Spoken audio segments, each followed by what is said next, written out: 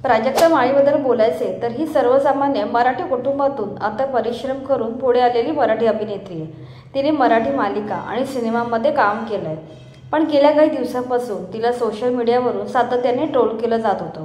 विशेष म्हणजे आज भाजप आमदार सुरेश धस यांनी तिचं नाव घेत धनंजय मुंडे यांच्यावर अप्रत्यक्षपणे टीका केली। यामुळे विविध चर्चांना उधाण आलं होतं। अखेर या प्रकरणाची गंभीर दखल घेऊन प्राजक्ता माळी हिने महिला आयोगात तक्रार केली आहे। प्राजक्ता माळी यांच्याकडे किती संपत्ती आहे ते आज आपण पाहणार आहोत। प्राजक्ता माळी एका चित्रपटासाठी 15 ते 20 लाख रुपये मानधन घेते। तिचे इंस्टाग्रामवर 22,78,000हून अधिक फॉलोअर्स आहेत। तेथे ती तिच्या फोटोशूटचे व्हिडिओ पटकन तिचे फोटो पोस्ट करून चाहत्यांशी कनेक्टेड राहते। इंस्टाग्राम ब्रँड डीलमधून ती लाखो कमवते। तिने अनेक ब्रँडसाठी काम केले।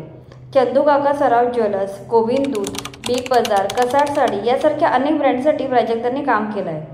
तसे प्राजक्ताचा स्वतःचा दागिन्यांचाही ब्रँड आहे, ज्याचं नाव आहे प्राजक्ता राज। या ब्रँडच्या माध्यमातून ती सोनं, चांदी आणि कॉपरची लॅमिनेटेड ज्वेलरी विकते। सध्या ती हास्ययात्रेची अँकर म्हणून कित्येक वर्ष काम करते। तिथे ती दर एपिसोडला जवळपास 1 लाख रुपये मानधन घेते।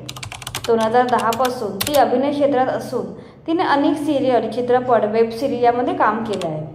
तिचा दर 6 महिन्यांनी एखादा चित्रपट येतच असतो। तसेच अनेक कार्यक्रमांना उपस्थित राहायला ती भरपूर मानधन घेते। यातूनही तिची कमाई होते। तिने कर्जतला एक मोठं फार्म हाऊस घेतलं आहे, त्याचं नाव प्राजक्त कुंज आहे।